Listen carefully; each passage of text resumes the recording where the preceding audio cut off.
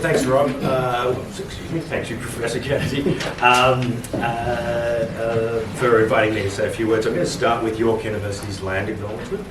York University recognises that many Indigenous nations have long-standing relationships with the territories upon which York University resides. The campuses are located. And these relationships precede the establishment of the university. The university acknowledges its presence on the traditional territory of many Indigenous nations. The area known as Toronto has been caretaken by the Anishinaabe Nation, the Haudenosaunee Confederacy, and the Huron-Wendat. It's now home to many First Nation, Inuit and Métis communities. We acknowledge the current treaty holders, the Mississaugas of the Credit First Nation. Finally, this territory is also subject to the Dish with One Spoon Wampum Belt Covenant, which is an agreement to peaceably share and care for the Great Lakes region. So, it's great to see everyone here this evening. Thanks everyone for coming. On behalf of the faculty, I want to welcome to York our lecturer, Kevin Anderson, Distinguished Professor of Sociology at the University of California, Santa Barbara, whose lecture, Marx's Late Writings, Theories of Revolutionary Change and of Alternatives to Capitalism, already sounds like a Trump nightmare, but the fact that you're doing it with a kind of an EDI lens, considering Marx is thinking about colonialism, for example, makes me a little bit worried that you might not get back in the country. Anyway, you are very welcome here, Professor Anderson. And in fact, one of my PhD students on the program is using the theory of primitive accumulation, using Glenn Coulthard's work, in part to rethink anarchist struggles on stolen land. So I'm very much looking forward to your remarks tonight. Sociology at York it has a very strong culture of research, and yesterday was the 5th anniversary of the pandemic. I'm reminded that I've been in this job almost exactly 5 years, and over that time I've been very glad to get to know many of the colleagues and support research programs and projects in sociology. The program is renowned for its expertise and strength in many areas, including sociology of health and long-term care, migration and racism, reparations and justice, gender and sexuality, and many others. I'm particularly pleased that in the last few years the research excellence of the department of the sociology community has been recognised, for example, through the award of 2 additional York Research Chairs.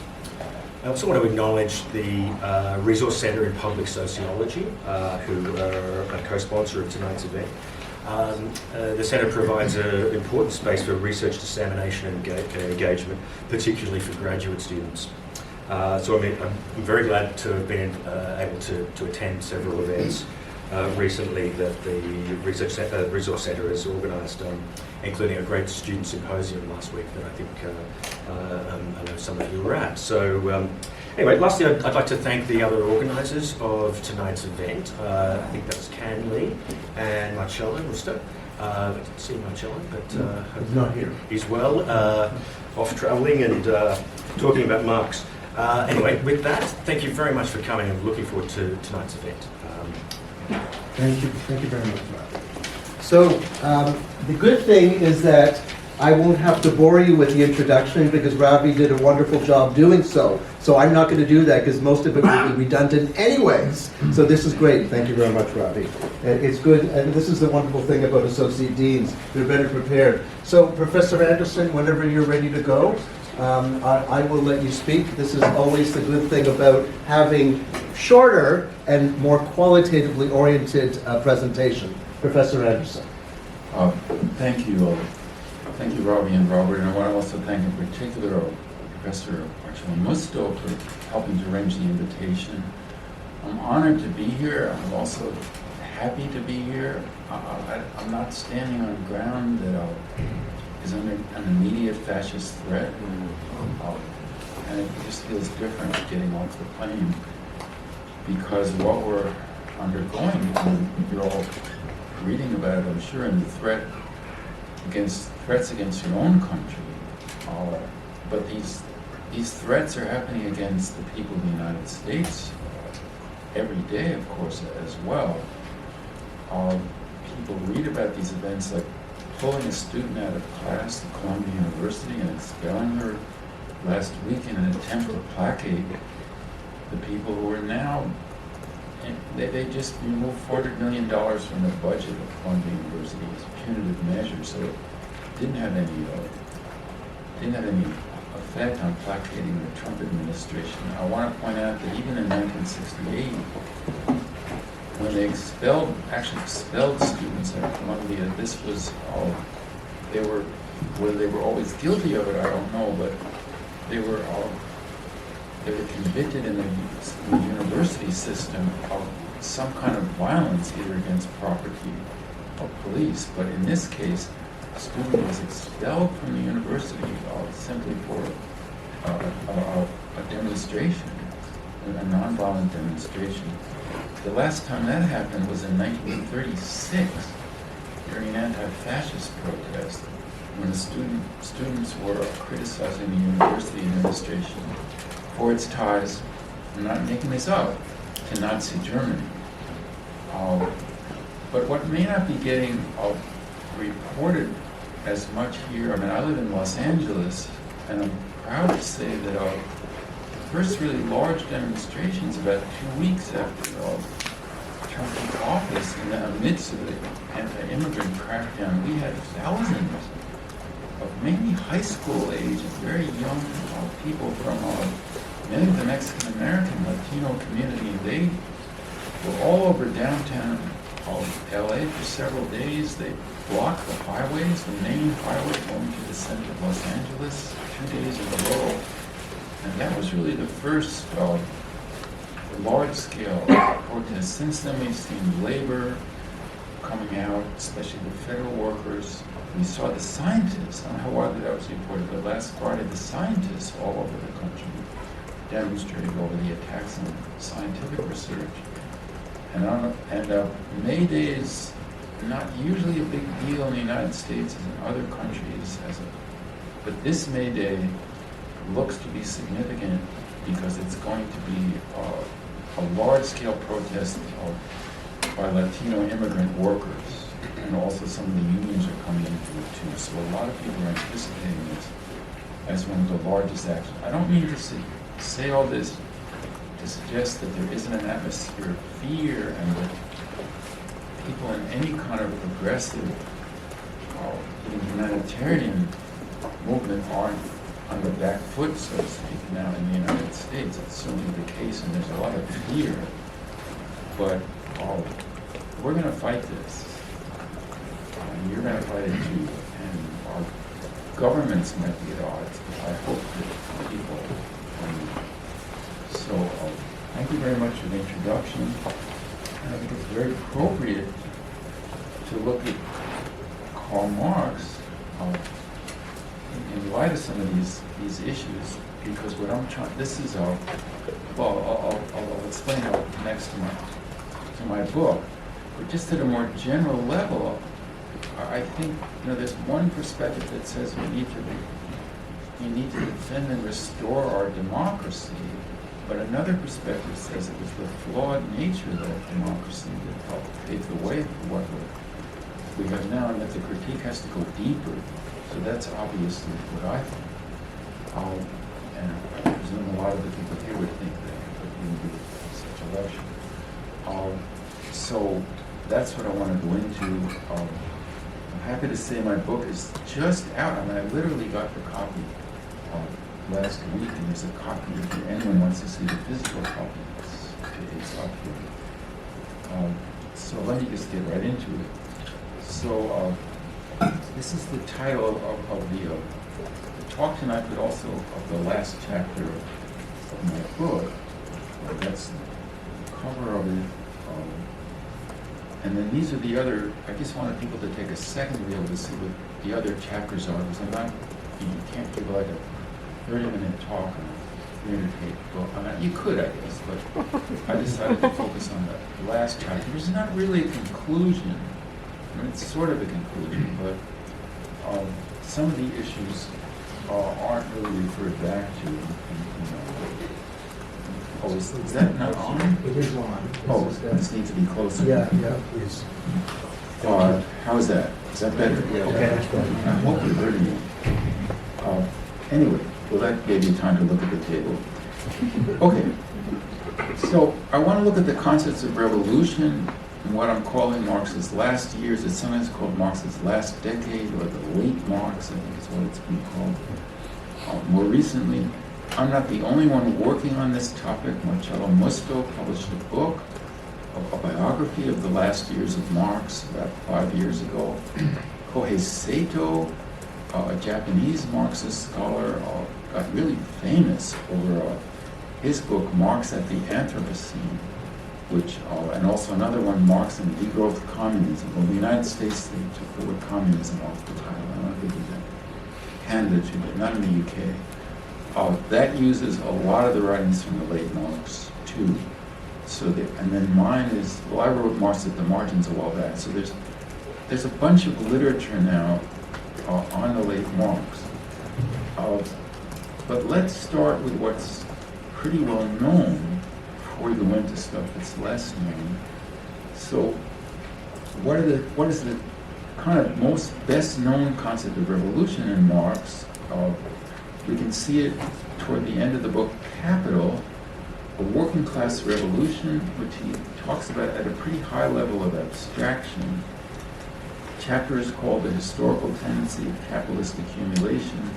He describes a working class revolution in an industrially developed society like Britain in his own day, approximately 1867 to 75, that period when he's working on Capital, Volume 1. I say a high level of abstraction because he doesn't mention Britain.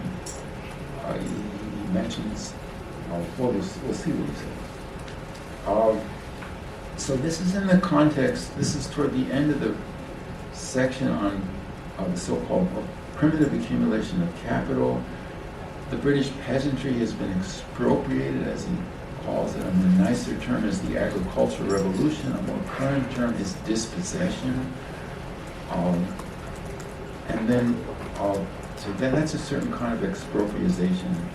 And then, but as industry develops, big capital expropriates smaller capital, and you get towards centralization and concentration.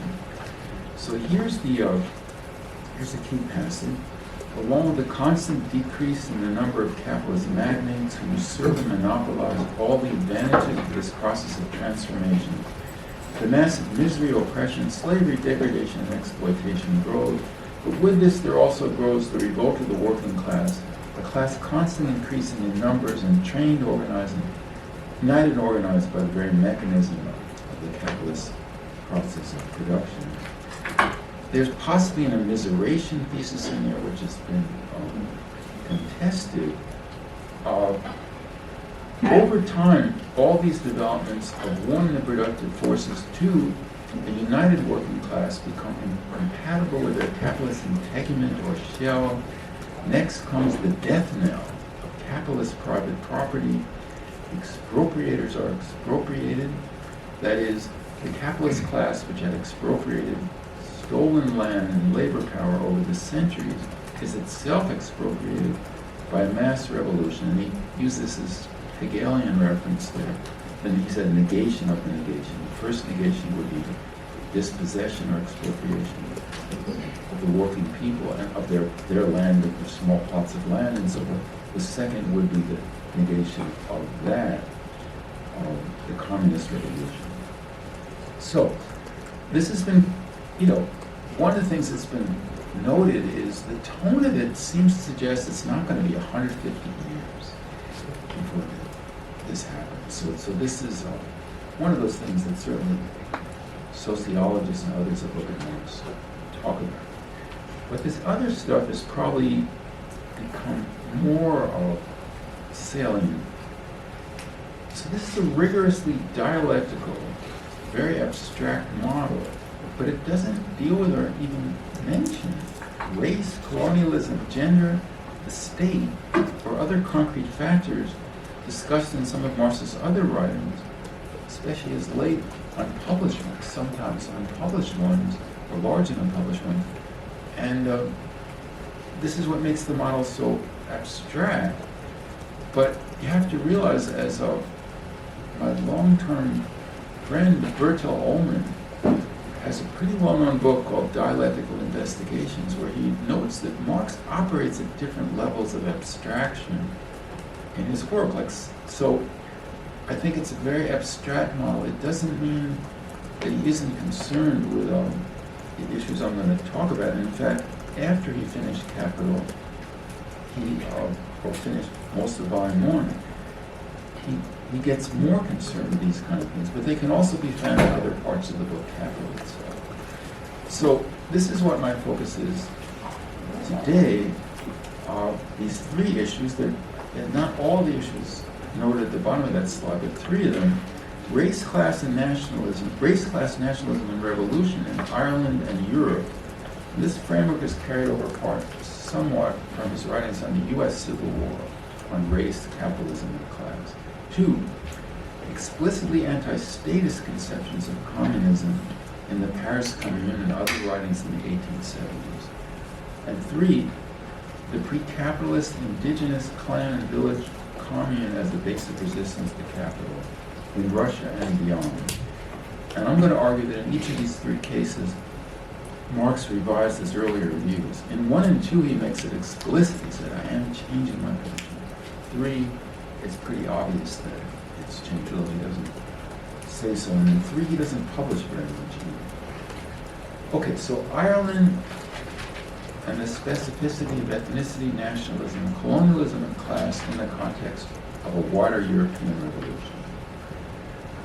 So there's another section of Capital that comes just before primitive accumulation, the general law of the accumulation of capital. It's a long chapter, and the last part of it concerns Ireland, which, because it was a colonial society, this process of primitive accumulation took an even harsher form because of, and more exploitative form, also leading to conflict between the peasants and their overlords, but there was the element of nationalism there as well.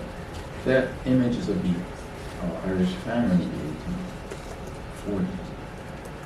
Now, when Marx looked at society, I mean, he did look at colonialism in Asia and Latin America, but he looked a lot at colonialism and national independence movements in Ireland and Poland.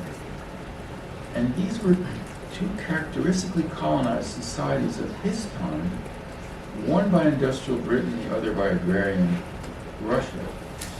And in fact, Marx's opposition to the Russian Tsarist regime in its form of utterly reactionary imperialism was a lodestar for his entire life, as was his unstinting support for Polish national liberation from Tsarist colonial domination. Now, I wrote about this a lot in my earlier book, Marx at the Margins. For a while, I wasn't mentioning these that much, specifically Poland and Russia writings, but because they had started to seem a little dated, or that part of the book. But by 2025, we're confronted with a post-Soviet Union form of Russian imperialism under Vladimir Putin that based its ideological claims increasingly, there's a little bit of nostalgia for Stalinism too, but a messianic Slavophile right-wing Christian ideology. This is what undergirded Tsarism. And then you can see this all over the speeches by Putin and his ideologues, what their justifications of the invasion of Ukraine, or you can even see, why they need to be in Syria, defending the Christians there, and so on. Kind of seeing themselves as some kind of a protector of the Orthodox Christians. And of course, Solzhenitsyn, the writer who was jailed by the regime, the old regime, is now a hero. And he was certainly someone who didn't think Ukraine had any right to independence. Okay, but I want to concentrate on Ireland, not Poland and Russia. So 1869-70, this is right after the first edition, German edition of Capital comes out. And Marx works out in that winter a theory of revolution concerning Ireland and Britain that intertwined peasant and worker and landlord and capitalist. one thing he argued or showed is that anti-Irish prejudice weakens and divides the British working class. 2, the super oppression of the Irish peasant could spark an agrarian revolution that spilled over into Britain, the center of global capitalism at the time, in conjunction, though, he says, with a revolutionary outbreak on the continent, probably in France. This is connected in turn to his Civil War writings, the Civil War in the United States, where this is a not well-known enough passage in Capital itself, very explicit about race and class. In the United States of America, every independent workers' movement was paralyzed as long as slavery disfigured a part of the republic. Labor in a white skin cannot emancipate itself where it is branded in a black skin. However, a new life immediately arose from the death of slavery. The first fruit of the American Civil War was the 8 hours agitation which ran from the Atlantic to the Pacific. Footnote talks about the first national labor union was actually formed in the United States in 1866. There had been unions, but they had never been able to form a national labor organization. Now, there's also, with Ireland, this is the first couple of days of 1870, this is a statement of the First International, which Marx authored, but his name wasn't on it.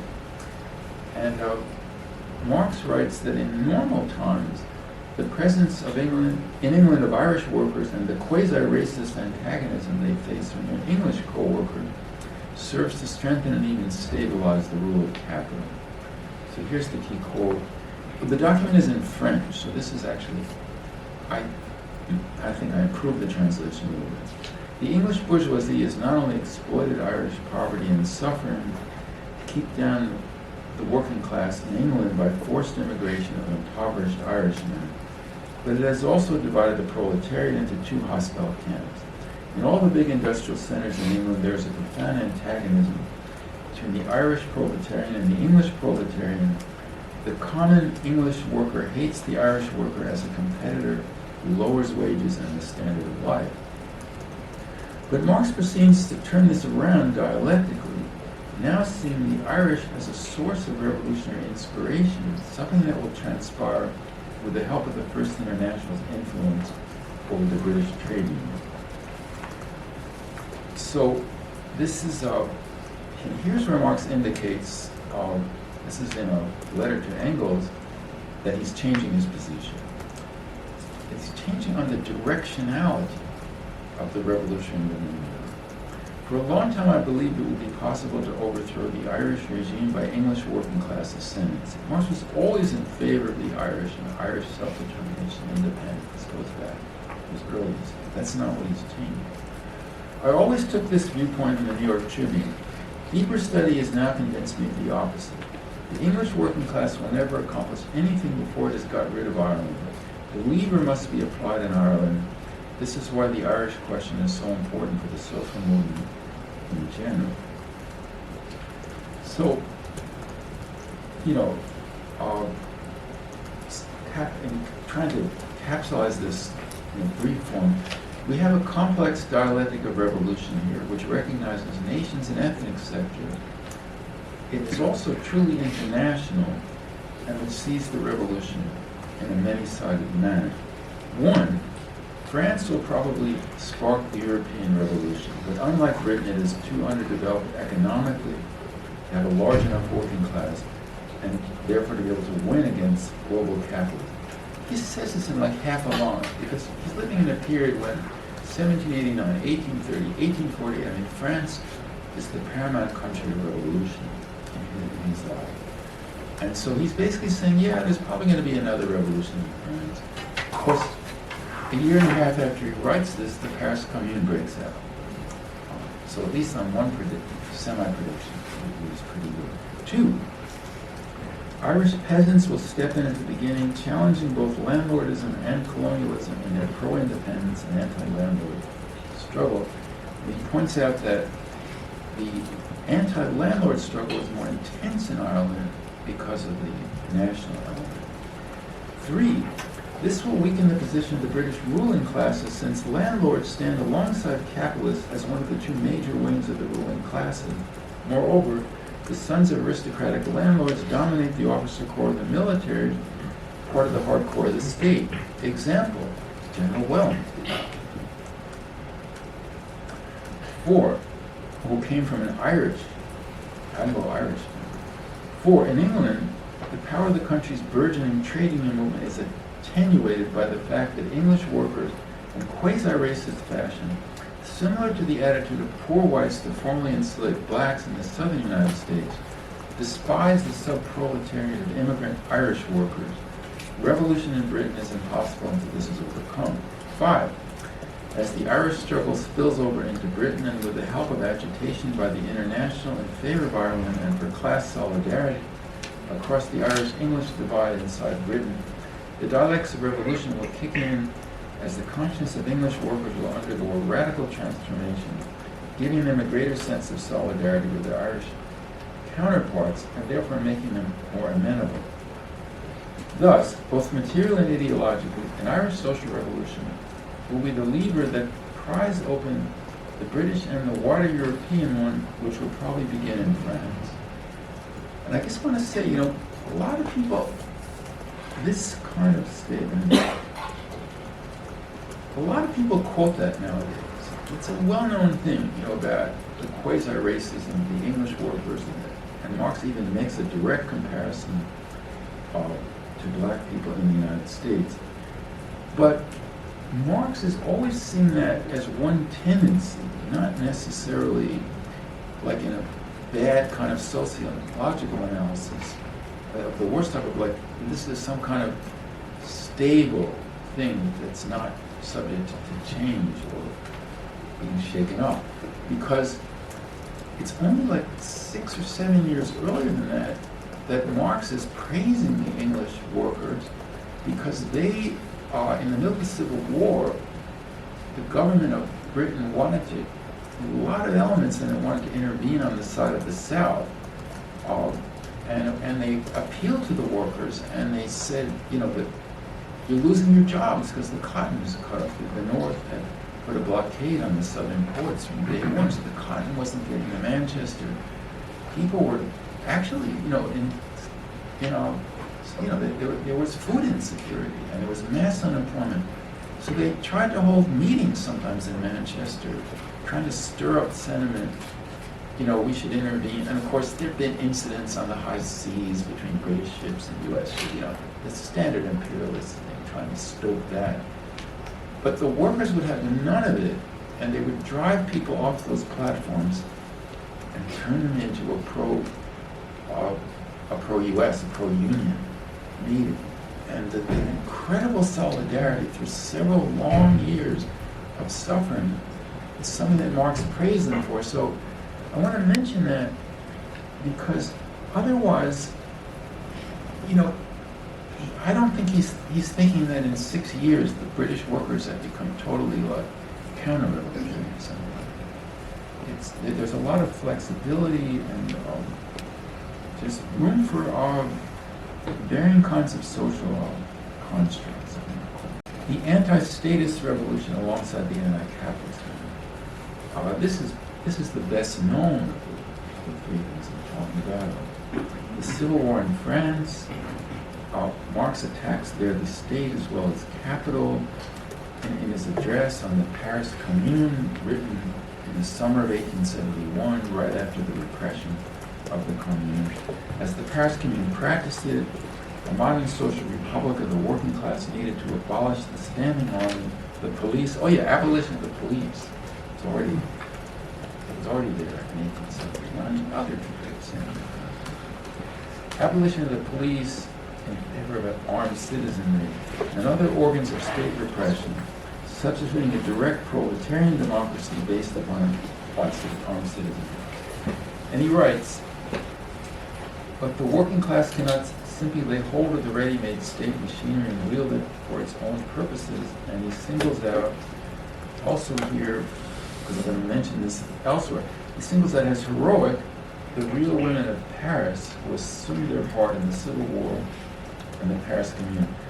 And if you look at his writings on the 1848 revolution, it's thousands, hundreds and hundreds of pages. I don't recall any mentions of women. I never saw any mentions of women as prominent as what he's arrived at by the time of the Paris Commune. Okay, a year later, there's a new edition of the Communist Manifesto, and Marx indicates that the Commune had caused, well, then, he and Engels, to change their position on the state compared to that articulated in the Communist Manifesto. So in that 1872 preface, he and Engels wrote of several aspects that have come outdated, and one of these, they say, are the revolutionary measures proposed at the end of section 2. If you go back to that, these included centralization of credit in the hands of the state, centralization of the means of communication and transport in the hands of the state. So a somewhat statist model. But referring to the Paris, quote, the Paris Commune where the proletariat for the first time held political power, they write, one thing especially was proved by the Commune, that is, that the working class, and they're quoting Marx's thing, that the working class cannot simply lay hold of the ready-made state machinery and wield it for its own purposes. So again, you here have a fairly clear-cut expression of the change of position. The third one that I'm going to be briefer on, but is actually the longest in terms of the amount of research that Marx was doing in his last years on this. The communal villages as loci of revolution in Russia and beyond. All these page numbers you put in my book. Some of them are just quotes. And these quotes are in my book. So in his very last years, 1878 to 82, I'm saying 82 because he died very early in 1883, but he didn't. His health was really made it impossible. His last writings, even notebook research notebooks, are from the end of 82. Marx places Russia at the forefront of the European Revolution, as seen in this letter to Jules Guetta, May 10th, 1879, which is actually unearthed only in the last 3 years. This letter was found. And again, as with Ireland, it's about the directionality of revolution in Europe, but it's a different model for putting Russia in the forefront. I'm convinced that the explosion of the revolution will begin this time not in the West, but in the Orient, in Russia. It is of the highest importance that at the moment of this general crisis in Europe, we find the French proletariat already having been organized into a workers' party and ready to play its role. As to England, the material elements for its social transformation are superabundant, but a driving spirit is lacking. It will not form up except under the impact of explosion of events on the continent. So this shows his view of the directionality of revolution, seeing it as beginning in Russia. And there's a couple other letters in this period. One suggests that this unrest in India that's going on in that period, that could spark something wider. And then there's also Russia was in constant warfare with the Ottoman Empire, grabbing territory and so on. But at one point, Marx thought Russia was going to lose, and that was going to put Russia into a revolutionary crisis. Russia actually won. But in both of those two, you have this thing of maybe the revolutionary uprising that would sweep across Europe would start in Turkey, or let's say Turkey, or would start in Russia as a result of Turkey, or spread from India across. Now, what Marx leaves out here, though, he talks in general about revolution in Russia, but he doesn't talk about the nature of it and what social forces would carry out there. Russia, obviously, by that didn't have a working class at all. Okay, so in his last years, very last years, 1879 to 82, Marx refers in letters to Russian revolutionaries and in draft material to communal social forms in Russia's villages and the possibility of avoiding capitalism. And the best known of these is the 1881 letter to Vera Zazulich, Russian revolutionary.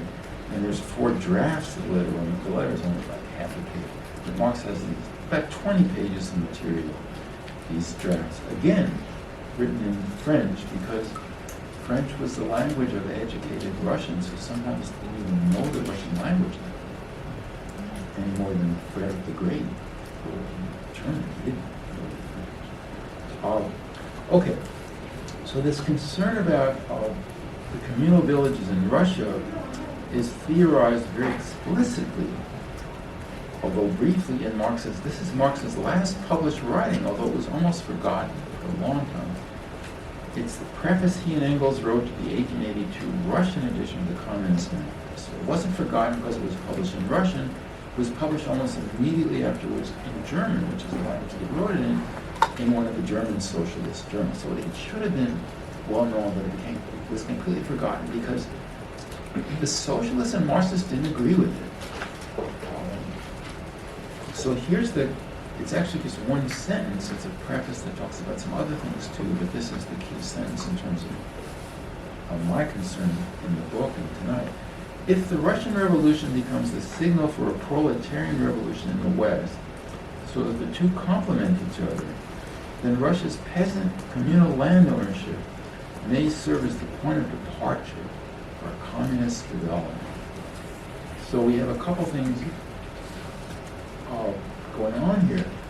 One is that, and this is a point of debate among the people that look at the late Marx, but I think at least in this version, it's this passage, which is after all in the preface of the manifesto, it's clear that he doesn't think the Russian commune could kick out the capitalist and Western European influence and then assert itself on its own as a socialist society. He thinks that he's interested more in a wider revolution that also includes the Western proletariat. But what's really interesting, and people try to interpret this in different ways, but if you look at that letter that I just showed you, the point of departure will be Russia. And not just, but here he's saying something different. He's saying the revolution will start, but revolutions could be for military officers, they can be in various places. But here he's saying, not revolution in general, but to him this is the highest praise you can give. Starting point for a communist development. That these communal villages, some of that could be preserved in a modern or communist society. And that's a real reversal of the way he thought in the Communist Manifesto, for instance, where he seems to celebrate, he seems to almost celebrate the uprooting of these traditional societies. We can use that term. Okay, these writings on Russia, this letter to Zazulich, about 20 pages, this brief reference in the manifesto, are just the tip of the iceberg, however. They were the most visible part of a vast project in which Marx made hundreds of thousands of words of notes in 1879-82 on anthropological and social history studies of India, Indonesia, North Africa, pre-colonial and colonial Latin America, Russia, ancient Rome, pre-colonial Ireland, medieval Europe, and a variety of pre-literate societies from the indigenous clans of the Americas to the Homeric Greeks, as well as physical anthropology and paleontology. These notes also deal extensively with gender, especially concerning Greece, Rome, and the indigenous people of the Americas, and I could have added Ireland in there too. Now my book, the book I just published, doesn't deal with every aspect of those. It doesn't deal with the paleontology and physical anthropology or medieval Europe, but it deals with all those other chapters trying to look at and analyze those writings. And those they exist in a mixed English-German edition as the ethnological notebooks, but those are supposed to appear one of these days in the all-English edition. And then other parts of it, I'm involved in as one of the editors of those that will come out in the next few years. Mainly the ones on India, ancient Rome, Algeria, and a little bit on Latin America, other ones that I'm involved in. And let me say, these are all now at least available in published form in the Marx Engels Gesamtausgabe, but it's a German-based edition, but it's mega digital. You can just go mega digital, volume 427 Marx, and you'll get it. You can see these things, but they're not mainly, well, actually a good part of it is in English, but the whole footnoting preface. Okay, so 6 new concepts of revolution, and that's in addition to the first one I mentioned, about the capital and labor and expropriators are expropriated. That's right there at the end of Capital.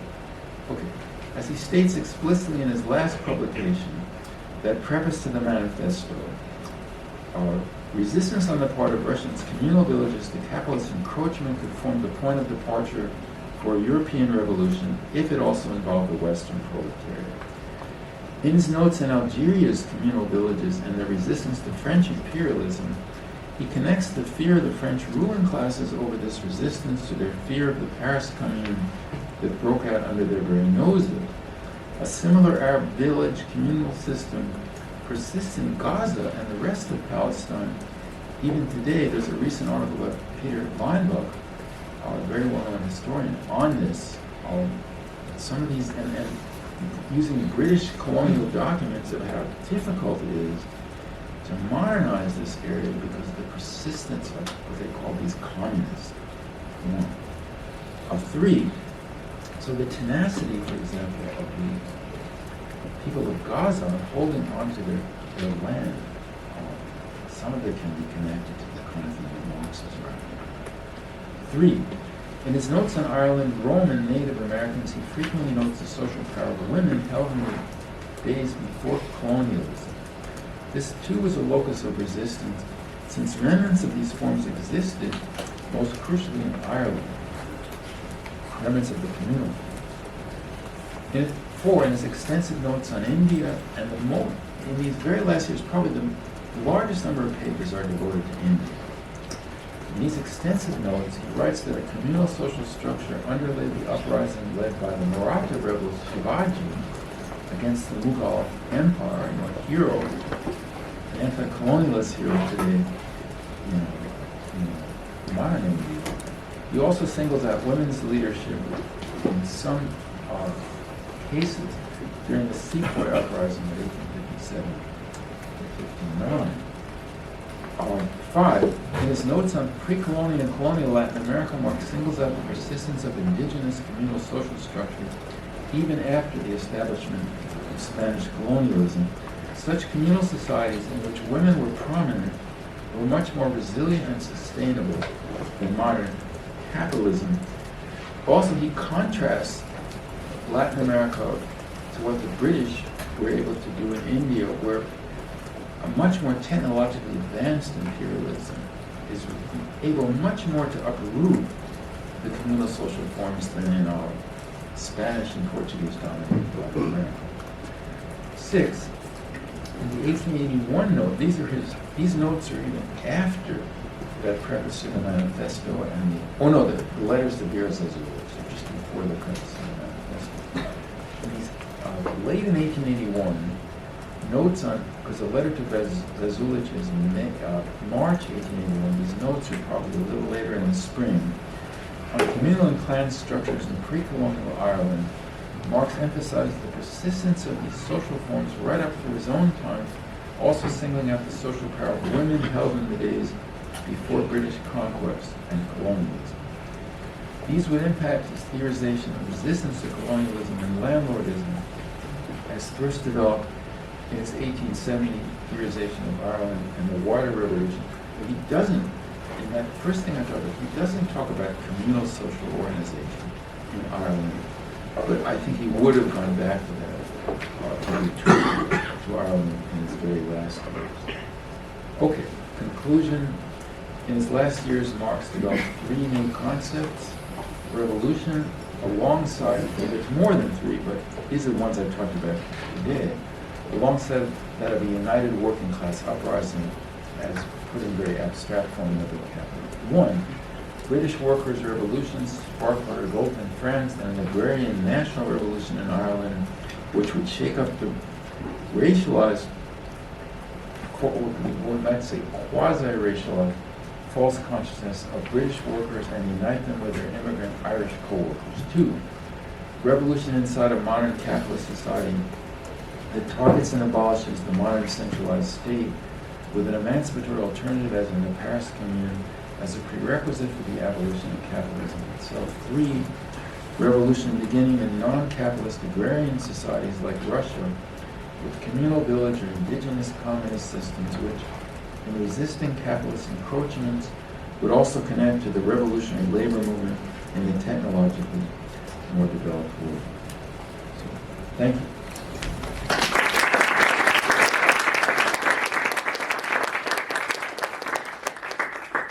Are there any questions for Professor Anderson? There must be.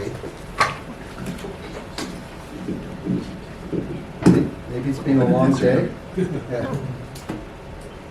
Any questions? And just as a footnote, while you're thinking and formulating your questions, we will try to put this up on a YouTube channel through the Sociology department. So that is hopeful, as long as everything works out with the recording, we should be fine with that. Question at the back, and if you could speak out, that would be great. Go ahead. Yeah, please. Yeah, I guess I'm curious what your thoughts are on, like, I guess the current political implications of Marx's insights on, like, communal traditions and stuff. I mean, I think probably nothing exists like outside capitalism in maybe the way that it did in his time, but I mean, you made the point about Palestine and maybe similar like traditions continue to exist in North American indigenous communities. I'm curious how you see like the connection between those forms of life and like current working class struggle. Right. Well, obviously, even the so-called, what was called the Third World, now the Global South, it's very, very urbanized. So you don't have villages. I mean, India would be somewhat of an exception there. So yeah, it's pretty obvious, as you're saying, that capitalism has penetrated much further than it had in 1870. At the same time, there is a persistence of some of these formations, and it can go back into them. If you think of North Africa, where the old communal tribal system was broken up by the Romans way back 2,000 years ago, but yet it reasserted itself. And there's some evidence that some of these social forms follow people into urban society. In fact, part of people even blame this, the village mentality, on why Erdogan has so much support in Istanbul, that they brought that in. I mean, obviously that's looking at it from a conservative side, but there's other sides of it that are more could be more radical potentially. And then this, one thing I'm sure you're familiar with, or some people are here, formal versus real subsumption of labor power under capital, which is something from this around, I think it's around 1865, this draft of Capital, but we don't have the rest of it. And so if capital is simply formally subsuming labor, so there's an export trade, market mechanism coming in, but that doesn't prevent some of the village or other kinds of neighborhood communism from still existing. And when I wrote Marx at the margins, I was much more like in the conclusion, well, this part is more for historical purposes, whereas the part I wrote about nationalism and ethnicity, obviously I think France was already popping with revolts of that thing after Christmas, that's December 26th, burning the I think that was happening right as I finished Marx at the margin. But I think that we have to rethink that because of part of what I said about Palestine. Look at places like Bolivia. I think some of this still has salience. Some notion of commons, community, just in a very broad sense, still exists, and it weaves in and out of capitalist domination.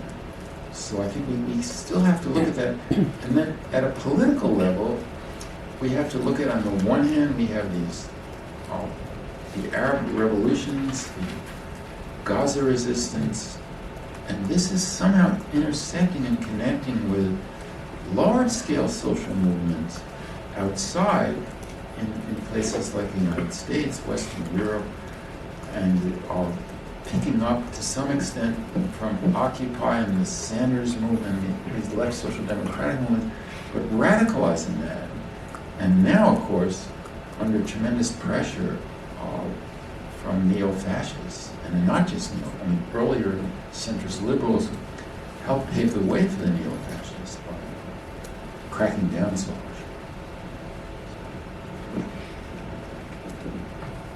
Any other questions? Any other questions? Thank you, in the back. If you could speak up a bit, that would be great. Hi, Professor. I've got two questions. One is according to a previous writing, when you point out the date of 1853, right? When you mentioned at this start this time, Marx began to his engagement with non-Western societies, colonization and the gender, right? And during this presentation, you talk about the time step is from 1969 towards 1883, right? So I'm just wondering the reason Marx shift his will. Is more? Do you believe this is towards more practice of will, or do you believe this is because some other scholars says, for example, Althusser called the mystical break, right? Which he points out is start from the 1845, and also the Miguel Abenço was talking about the 1844, which he believes that start this time Marx has moving from the will of the people as an abstract idea to regarding the proletariat as a real universal class capable of generating the social transformation.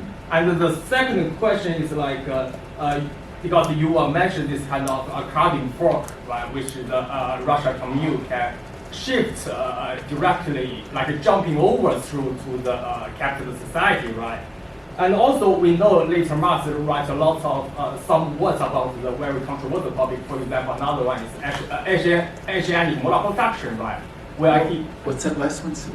Asiatic mode of production. Asiatic mode of yes. production, yeah. Well, he talked about not only India but also China, right? So I'm just wondering, do you believe those two concepts at least can extend beyond their reference to India and China and Russia under the rural commune? With refer to the other region, in the global south. For example, Marx talked about Algeria, Marx talked about Egypt, talked about Indonesia, right? As you're writing. Thank you. Yeah, we could criticize it, but he even says the Incas and the Aztecs are similar to the Asiatic mode of production. So,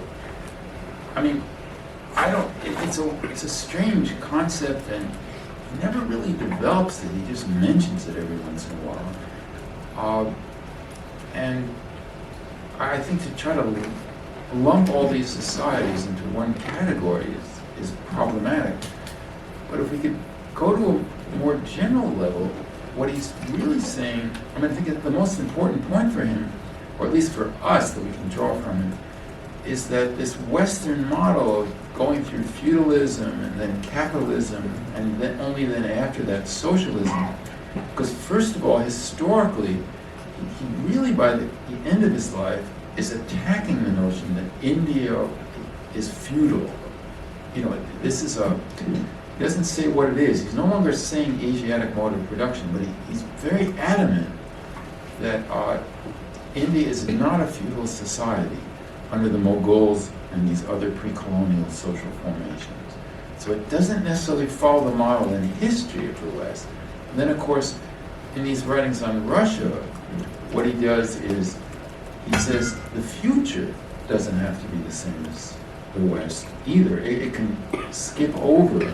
And there's debate about, to what extent he really thinks you can just skip it by yourself, or whether in a large country like Russia, or whether you have to,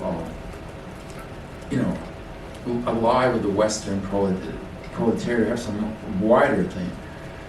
you were mentioning the 1853. I wouldn't understand everything you said, but what I'm trying to argue is that the critique of people like Edward Said, which has some validity in terms of what Marx is saying in those. In fact, Edward Said made a mistake. The worst lines were from the Communist Manifesto, actually, where he says, where they say, smashing down these Chinese walls and forcing these most barbarian nations to submit to civilization. I mean, you can't get more Eurocentric than that. 53 writings in India, by that time, he's actually a little more critical of colonialism. And they're even, he says those things that Edward Said quotes, but he, at other points, talks about the need for India to throw off colonialism. So that, you think people like Irfan Habib, the Indian historian, spent their whole life dissecting that. But I don't agree with people like Ejaz Ahmad, who just want to be defensive about everything that Marx wrote. I covered all that in Marx at the Margins, that problematic Marx, but this book is focusing entirely on the Marx that I think speaks to us much more today on the kind of issues I was discussing. And that, people fault the Marxian tradition for not talking about race, gender, colonialism. But I think that critique is to some extent misplaced. Talk a little bit about the materials that Marx was consulting during those years. Particularly interested in how he, I guess, came to change his view of the virtues of rural life. And also this is responding to the previous commenter too. Why does he go into this in this period? Because after the Paris Commune is a period of repression for the working class movement. I mean, this Goethe, the guy he writes to, is not even in France. He's like in Switzerland in exile. It's only very late in Marx's life that the French socialists are even able to operate legally again in France. And it was a relatively conservative period everywhere. The 1850s also was that after the defeat of the 1848 revolutions, the ascension of the Bonapartist regime, especially in France, in the United States, you get the abolitionist movement is in retreat all the way through the 1850s. So there's a lot of reactionary development. So Marx is kind of, you could argue that Marx is looking outside Western Europe for sources of not only inspiration, but actual real revolutionary forces. There's the famous letter from 1858 where Marx says to Engels, I've overthrown the Ricardian theory of profit, but what people really remember is he said, I just restudied Hegel's logic. That's a widely quoted thing, trying to show that Marx continued, those Hegelian influences continued on Marx as he's completing what is the Grundrisse. But what people skip over is the line, well, look what's happening in India with the Sepoy uprising. The Indians are our best allies, and the previous paragraphs are like disparaging the English working class movement, and they're just going nowhere, and their socialist leaders like Ernest Jones are selling out, and so on.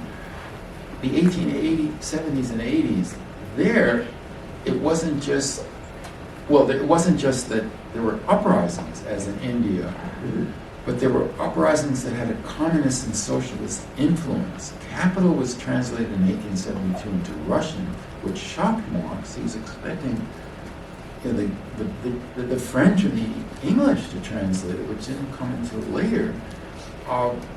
To his shock and surprise, he was getting huge numbers of followers in Russia. His work was being debated.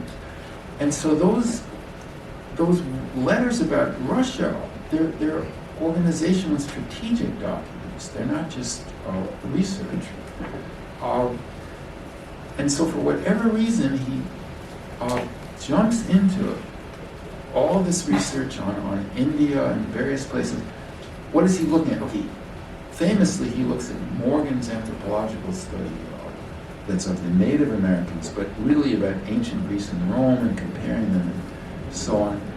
He reads several histories and anthropological studies of India, the whole Indian subcontinent, and then also what has never been published that I refer to in my book and will be published in English, the notes on Rome. It's really odd. He has this notebook that I reproduce the table of contents in my book. He starts out with some notes on India, and he gets part of the way through a book. Then he starts reading sources about social history of ancient Rome. And then he goes back to India and then back to Rome. Like, what are these social histories of ancient Rome?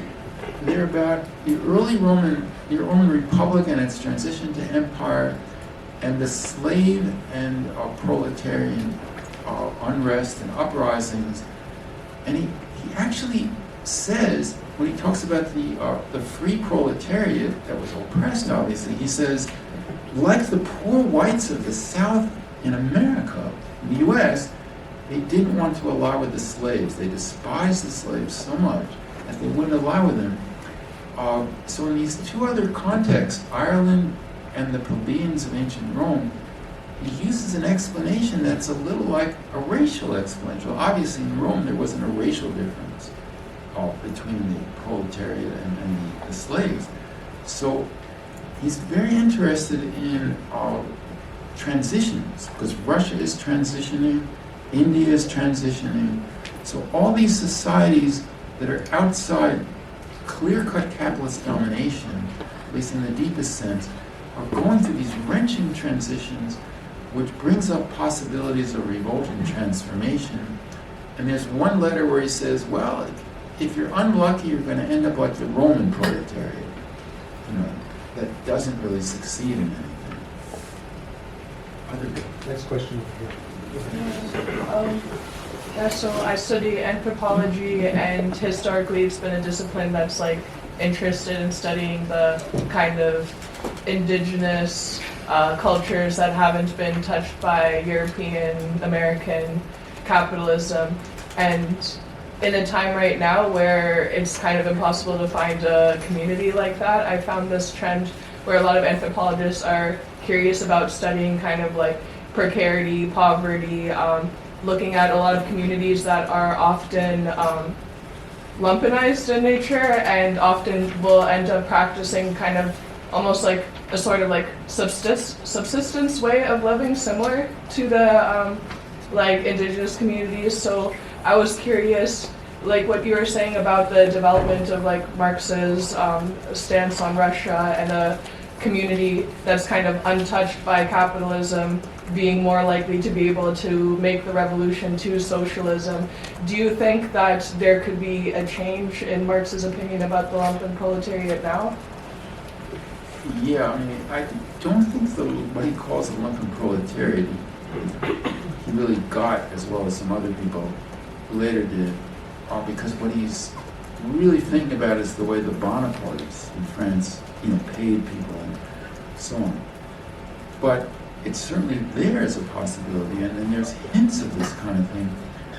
And in terms of what you're talking about, the sociological classic of my generation, published by 1972, Carol Stack, All Our Kin. I don't know if you're familiar with that book, but it's about a poor community in mid-southern Illinois, and how people just share. When someone gets a little bit of money, they have to, or any kind of resource, they have to share it with their neighbors, because that's like social insurance. Then they're going to be able to be paid back when they get into trouble. And so it really, the author doesn't use the word communism or communal, I don't think, but that's the kind of thing that we could be talking about here. So yeah, I think a lot of that is, we really need to look at that kind of thing. And especially when you bring in gender, because a lot of reproductive labor and so forth, it has some communistic elements. Now, Marx is also pretty clear that not all forms of communism are positive. because you can study aristocratic groups like the Inca that have a communal structure among their ruling classes, or like ancient Sparta, where there was a lot of collective property among the Spartan militarist ruling class. They shared their horses, for instance. So there can be hierarchical communism as well as democratic communism. And this goes back to the thing about the so-called Asiatic mode of production, which is always more collectivist, but the collectivism is not necessarily a positive thing. Initially, Marx even thinks it's always reactionary, that so-called pre-modern collectivism. But that's what he shifts about, is starting with the Gundersi, and really has shifted on that by these late writings.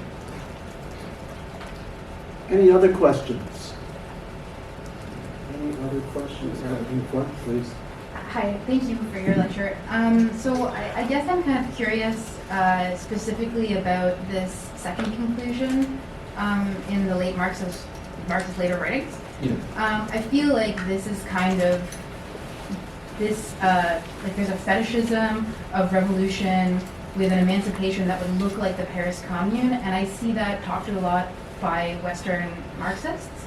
And I'm kind of wondering why, like, what is the aesthetic appeal of this in this revolution that lasted 2 months versus other revolutions that were much more successful? And like, because I feel like this is really interesting to me, and we keep cycling back to it in academia in the West. And I'm wondering if you wanted to elaborate. I mean, I can't explain why. I just have some ideas. First of all, I mean, Lenin wrote about it, right on the eve of the Russian Revolution, and his most famous book, at least at that time, was State and Revolution. It had been pretty well marginalized in the Marxist literature. And so if it wasn't for that. Secondly, I think the attraction of it is that because, as you said, it was only in power for 2 months, the Blanqui was actually in prison, and the Blanc and his followers really wanted to like execute a bunch of people, but they were weakened a little bit. So the Paris Commune was kind of a sweet kind of revolution in a way. If they'd stayed in power longer, what would have happened? We don't know. So it has that attraction of the beginnings of that flowering of revolution. I mean, we saw the first weeks in Syria a month or two ago, and all these people coming on the streets and celebrating. Now we're seeing the real contradictions come out. The third element is, I guess with the exception of the Spartacus uprising in 1919 or the 68 in France, if we were to make a list of social revolutions over the past 150 years, the vast majority would not be involving the Western proletariat. So that's another element of it.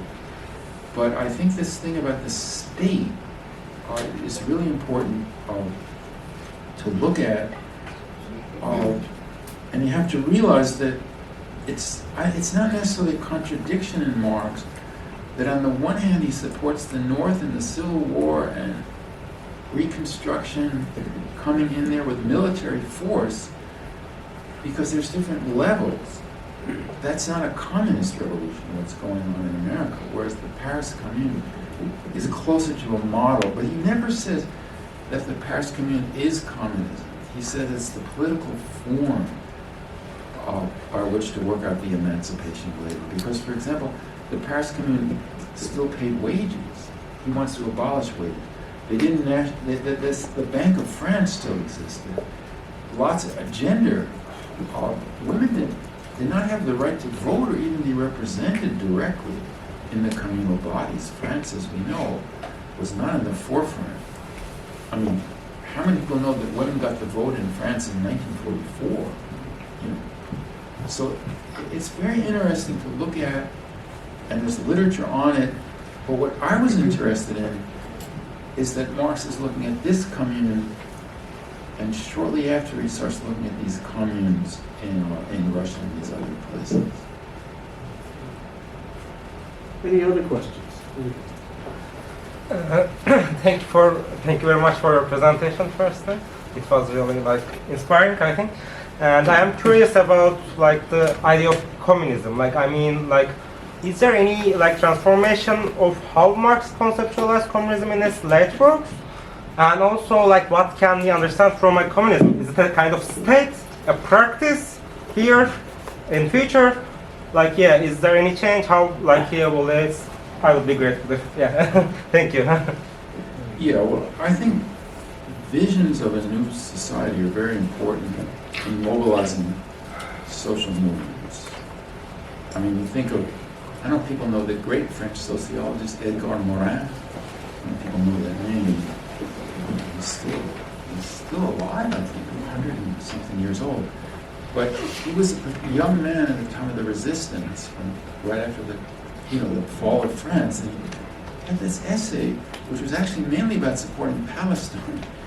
But he said, as a young man, after Europe had fallen to the Nazis, what really stopped us initially from resisting was we didn't see any future. It was like we didn't want to go back to the capitalism of like the Third Republic. It was a left-winger. And this thing just seemed to be, blitzkrieg all over the world. And the alternative, and obviously he meant the Soviet Union wasn't going to be the ideal model for him by that time either. So the absence of any kind of model or vision, I think, is really a problem. Now, actually, in my book, I don't talk about this enough. At the end, I say this should be done. But Kohei Sato, has this degrowth communism. He claims that his late writings are also ecological in a certain sense. And then there's other writings he brings in from a little earlier period. So there is some, possibly anyway, visions of how to live in a different way, in a radically different way. You can certainly find some of that in Engels' Origin of the Family, too, where he talks about these indigenous societies, how they were organized.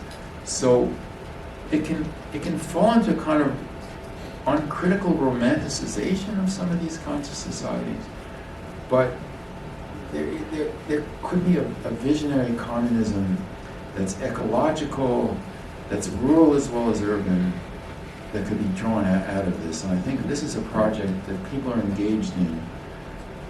It's a little bit in my book, but it's not addressed as much as maybe you have to write. Thank you. Are there any other questions at this point?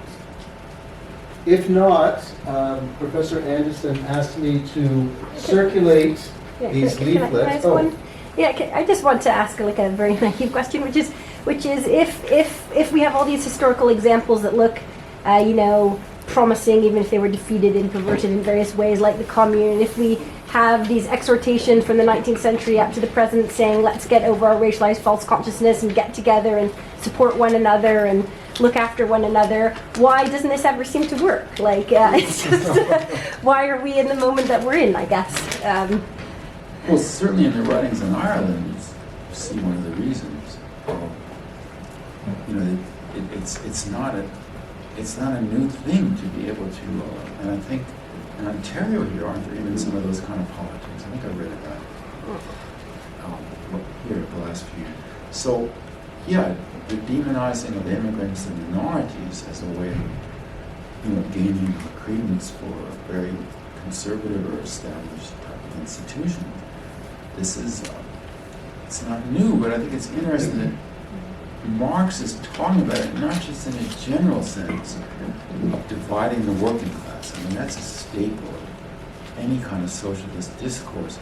But Marx is saying, he isn't saying it's on both sides. The Irish don't like the British and the British don't like them. That's not what he's saying. He doesn't say that the Roman plebeians don't like the slaves and the slaves don't like them either. He's saying that this, what is maybe the dominant group, at least in terms of uprising, needs to, if it's not sensitive to these groups that are even more oppressed, that maybe aren't able to come out directly as forcefully initially, they're going to lose. And he also says it about Poland. He talks about the revolutions in France in the 19th century and how again and again when the Poles rose up, they asked the French to support them, and the French, in his eyes, didn't give them sufficient support. And as a result, they lost the possibility of their own democratic republic, and in France as well. So this, not simply intertwining, but I mean the tradition I come out of, which is Marxist humanism, and that journal there, that it's called the International Marxist Humanism. We had the concept that we still maintain in the United States anyway, black masses as vanguard of the struggle in the United States. And there were people questioning that, 15 years ago and saying, well, the other people of color, other dimensions, well, that's really important, because I just mentioned the Latino youth coming out in Los Angeles. But then Black Lives Matter exploded in front of our eyes, and we could see the salience of that kind of issue and that kind of movement. Really, one of the greatest challenges of the U.S. political system has had in the past decades. And part of what we have now is the fear that kicked up. That we're living in a period of reaction, because that was an incomplete. Not only did we not abolish the police, but we didn't even get laws to prosecute the police very much more, a little tiny bit here and there. But compared to the civil rights movement, say, it's hard to point to any victories that were more than symbolic that came out of that whole movement for Black lives, which had, they calculated at one point there were 26 million people on the street supporting that movement. I'm looking around carefully. Good. So I will not say anything until you ask your question. Go ahead. Thank you. In terms of the division of the working class internal to, say, a capitalist society of Marx's time, it seemed like you're saying that you didn't think that those workers could, or they weren't getting by that division, and so you started to look at the places where capital was formally subsumed that. So is there, and then thinking that the transitions there would spark something that would overcome the divisions back in the capitalist center, the industrial center. Is there more of that connection and how that would work?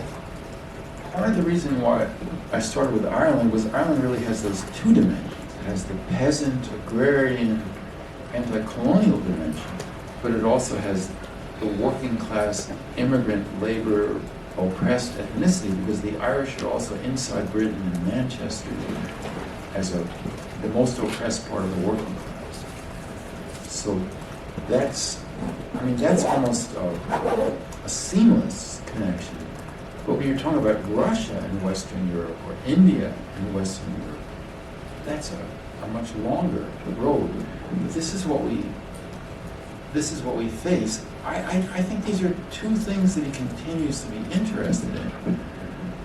The ethno-racial minorities, their oppression and their possibility as sources of resistance and revolutionary ferment inside countries that are relatively developed economically.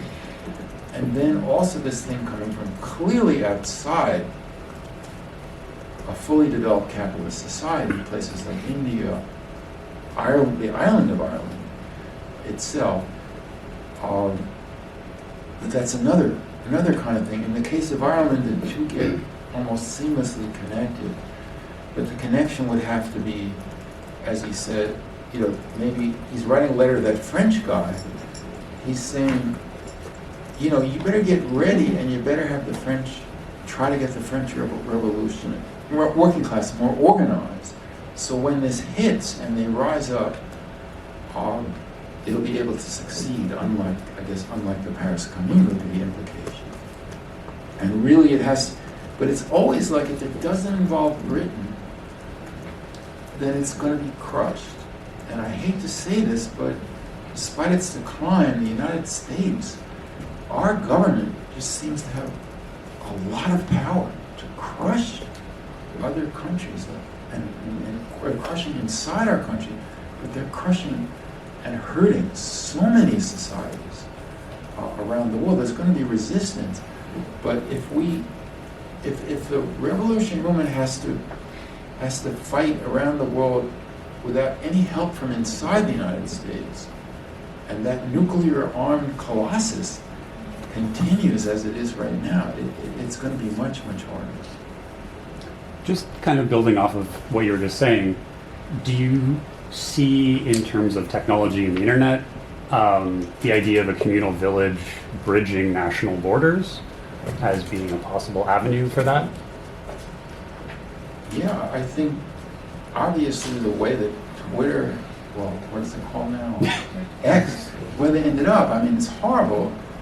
But we have to realize that the Iranian uprising of 2009 was, a lot of it was organized on Twitter, on what was then called Twitter. And you know, social media, and what I was really interested in is in, I think it was Belgium. A few months ago, the Israeli football team, as we call it, was there, and they were going around the Israeli flag, and they even tore down a Palestinian flag or something.